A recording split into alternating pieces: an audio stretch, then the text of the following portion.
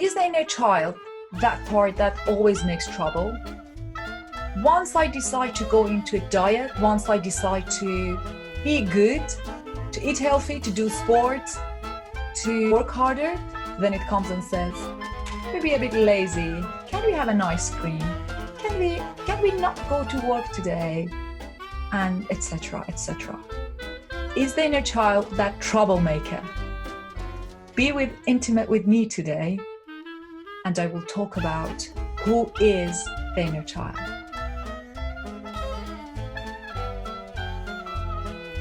One of the ways we can explain human beings' personality, emotions, behavior is to look at it from the perspective of one polarity is the child and the other one is the adult. The child, the adult. When these two are working together, we have a feeling of wholeness. Everything is working, like things are flowing. There is a sense of magic. Life is so smooth and things are working well. And I feel I'm complete, I'm whole. And I don't feel lonely. It's like I'm complete. Whereas when these two, for any reason, are disconnected, it can be because I'm wounded, I had a difficult childhood, because I never learned how to communicate between these two, then I feel disconnected. I feel a void inside me. I feel empty. I feel lonely. I can be scared of being alone. There's a split in me. So it's very important to understand why this happens. And this is the source of your happiness and how you feel about yourself, your self-confidence. We start by the meaning of inner child in the culture, in the traditional kind of way of looking at children in general. Many times we see children as, or ourselves as children, we were seen as powerless, knowledgeless. We didn't know much and helpless. We couldn't talk. We were unimportant. We would talk and we weren't really heard. Also, we heard so many times, why are you doing that? Why are you so, don't be that noisy. Don't make so much noises. Why you can't just calm down? Don't do that. Oh, you are a troublemaker. So we heard that over and over. What is wrong with you? So of course, we wanted to grow up as soon as possible, to gain power, to get out of that bad picture. And now we don't want to go back to that. Who wants to be powerless?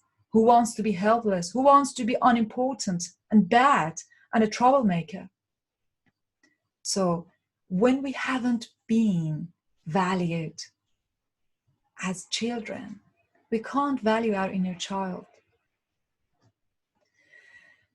The inner child is that part of us which is about being, which is about how I feel, what are my emotions inside. It's the right side of the brain which is controlling the left side of the body. And it's very much about the inner world, about being. It has a lot of colors. It has so many emotions, joy and sadness, happiness, anger, all sorts of feelings and emotions.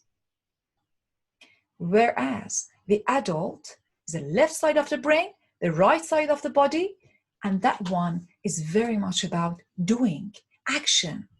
It's about outside world. It has its own feelings, but it's very much from a different perspective, we can say, if you like. It's more about how is the inner world, what can I do? So the inner child is what is more about what is my inner world, my intuitions, my spirituality, and the outside world is more to do with the adult. And I will give you an example to see how important it is to be connected with these two. Let's say you ask your friend to take care of your cat. You go for a trip, you come back, And when you come back, you know that, you hear that your cat is died. It was on the road and it was an accident and your cat is died. In that moment of grief, your adult would be angry, sad. What happened? I asked this friend to take care of him. Why? What happened? Tell me. It wants to do something. Like, did you take him to the hospital? What happened? Did you take care of him? You want to do something about outside world. But there is another part of us, the child, which in that moment doesn't want to know anything.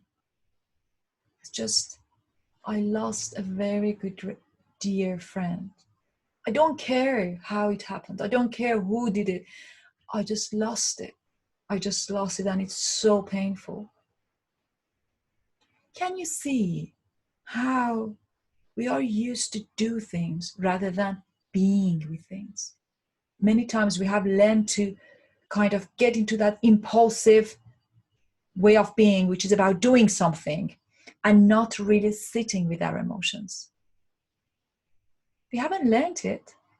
Or maybe when we do that, we constantly hear that, oh, don't get depressed. Don't feel sad. No, don't cry. I have talked about it so many times. There is a huge difference between pain and suffering. Pain is what children feel when you take their chocolate away. They cry, it's alive. But 1 hour later, it's gone. But suffering is when you resist your experience. You don't let the pain or any other experience to come to you. So you resist life. Suffering is here in your head. And it doesn't finish. It just goes more and more, over and over and over. You get stuck in it. The inner child sadness is not suffering, it's pain. It's alive. It will pass. If, and only if, we stay with it. We give it space. Because if we don't, now our inner child has two pain.